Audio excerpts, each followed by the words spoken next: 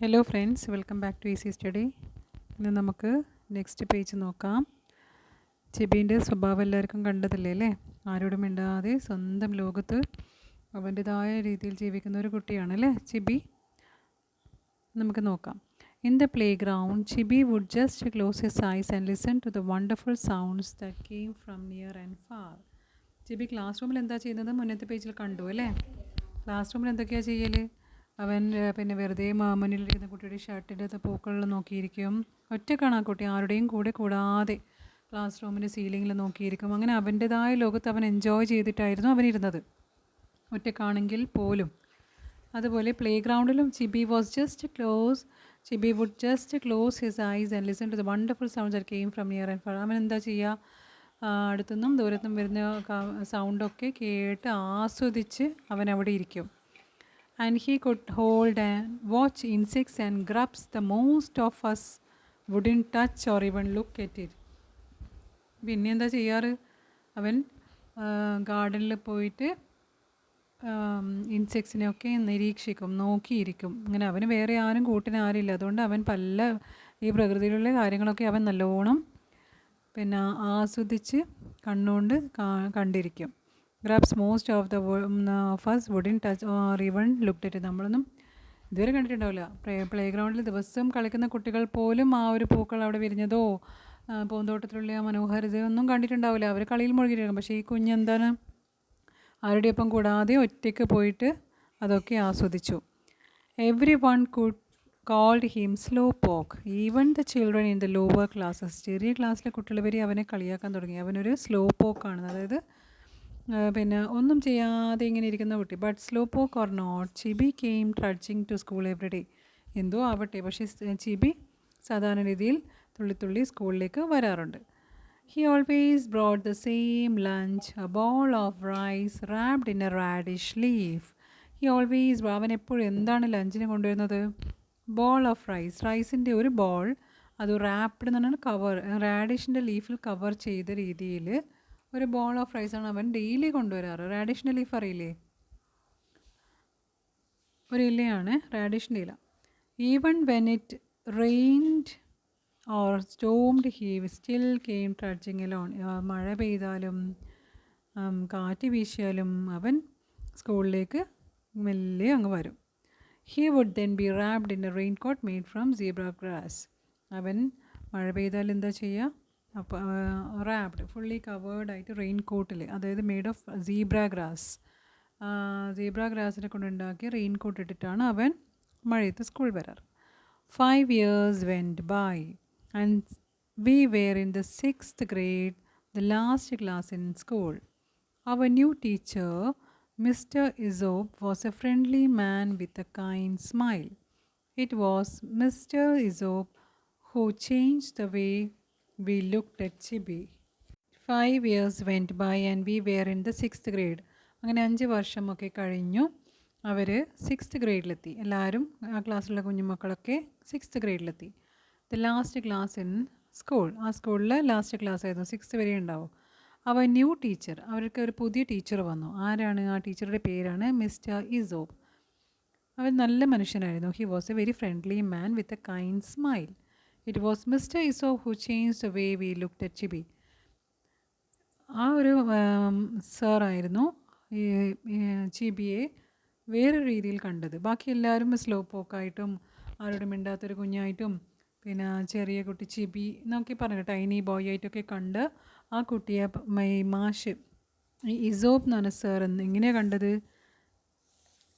നോക്കാം. പിന്നെ ആ ഒരു മാഷിൻ്റെ സാമീപ്യം ആ കുഞ്ഞിനെ ഒരുപാട് മാറ്റിയിട്ടുണ്ടാവാം അല്ലേ? Mr. Izop often took his class to the hilltop behind the school. He was pleased to learn that Chibi knew all the places where the wild grapes and wild potatoes grow. He was amazed to find how much Chibi knew about all the flowers in our class garden. അപ്പോഴെന്താണ് ഉണ്ടായത്? Mister ഇസോപ്പ് often ടോക്കിസ്, ഈ പുതിയ വന്ന sir പൊതുവെ ക്ലാസ്സൊക്കെ എടുക്കുന്നത് class റൂമിൽ നിന്ന് മാത്രമായിരിക്കില്ല അല്ലേ? അധികം ചില ടീച്ചേഴ്സൊക്കെ നമുക്ക് മരത്തിൻ്റെ അടിയിൽ നിന്നും ക്ലാസ് എടുക്കാറില്ല. അതുപോലെ മിസ്റ്റർ ഇസോപ്പ് കൺട്രിയുടെ ഹിൽ ടോപ്പിൽ പോയിട്ട് ഹിൽ ടോപ്പ് പോയിട്ടാണ് ക്ലാസ് എടുത്തിരുന്നത്. Behind the hill top of the school. Mr Isobe often took his class to the hill top behind the school. സ്കൂളിൻ്റെ സൈഡിൽ ഹിൽ ടോപ്പിലായിരുന്നു ഇദ്ദേഹം ക്ലാസ് എടുക്കാൻ വേണ്ടി കുഞ്ഞുങ്ങളെയും കൊണ്ട് പോകാറ്. He was pleased to learn. പക്ഷേങ്കിൽ അവിടുന്ന് എന്താണ് മനസ്സിലായത്? ചിബി അവിടുന്ന് ക്ലാസ് എടുക്കുമ്പോൾ അവിടുത്തെ എല്ലാ കാര്യങ്ങളും ചിബിക്ക് മാത്രം എല്ലാ കാര്യങ്ങളും അറിയാം. എന്താണത്? He was pleased to learn the Chibi knew all the places with wild grapes and wild potatoes grow. അവിടെ എവിടെയൊക്കെയാണ് ഗ്രേപ്സ് വളരുന്നതും പൊട്ടാറ്റോസ് വളരുന്നതും കൃഷി ചെയ്യുന്നതും ഒക്കെ കുട്ടിക്കും ഈ ഒരു ചിബി എന്ന് പറഞ്ഞ കുഞ്ഞിന് മാത്രം അറിയാം. കാരണം എന്താ നിങ്ങൾക്കറിയില്ലേ? അവൻ കൂട്ടുകാരോടൊപ്പം കൂട്ടുകൂടാൻ നടക്കുന്നതിന് പകരം എന്താണ് ചെയ്തത്? പ്രകൃതിയുമായിട്ട് ഇങ്ങനെ നോക്കി ഉല്ലസിച്ച് നടക്കാറാണെന്നല്ലേ. അതുകൊണ്ട് ആ കുട്ടിക്ക് എല്ലാം അറിയാം. ആ കുട്ടി പ്രകൃതിയിലേക്ക് ഇറങ്ങി ചെന്ന് എല്ലാം ആസ്വദിച്ചു. He was amazed to find how much Chibi knew about the flowers in our class garden. ക്ലാസ്സിലെ ഗാർഡനിലെ പൂക്കൾ മറ്റുള്ള കുട്ടികൾ ആരും ശ്രദ്ധിച്ചിട്ടില്ല. പക്ഷേങ്കിൽ ചിബിക്ക് എല്ലാ പൂക്കളെയും കുറിച്ച് നല്ല അറിവാണെന്ന് ഈ സാറിന് മനസ്സിലായി. He liked Chibi's black and white drawings and tacked them up on the wall for everyone to see. എന്താണ്? ചിബി വെറുതെ ഇരുന്ന് വരക്കുമായിരുന്നു. ആ ബ്ലാക്ക് ആൻഡ് വൈറ്റ് ആയിട്ട് പെൻസിൽ ഡ്രോയിങ് അല്ലേ, വരക്കുന്ന ആ ചിത്രങ്ങളൊക്കെ ഈ സാറിന് ഇഷ്ടപ്പെട്ടു. അദ്ദേഹം എന്ത് ചെയ്തു?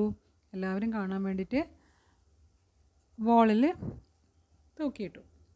He also had no complaints about Chibi's handwriting. Only Chibi could read it.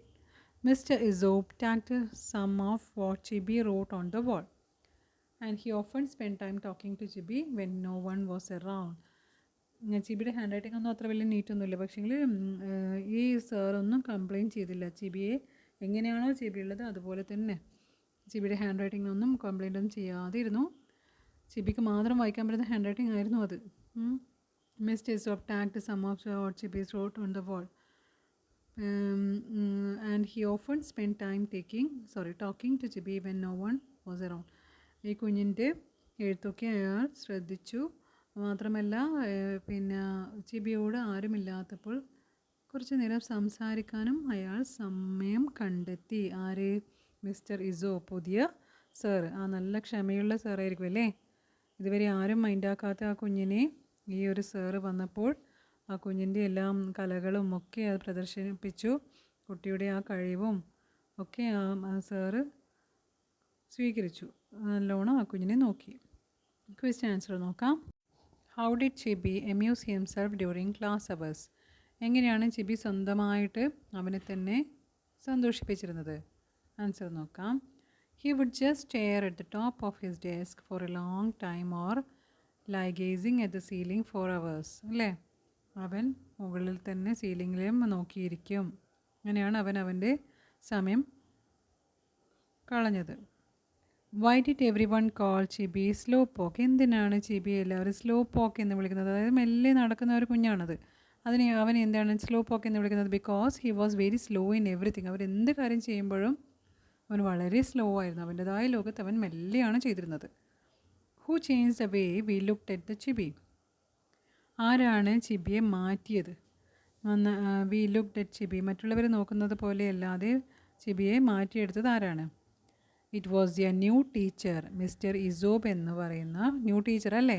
Who change the way every one looked at Chibi? ചിബിയെ വേറൊരു രീതിയിൽ ആ നല്ല കുഞ്ഞിനെ പോലെ അദ്ദേഹം എല്ലാ കാര്യങ്ങളും ശ്രദ്ധിച്ചു തുടങ്ങി. അതാണ് നമുക്ക്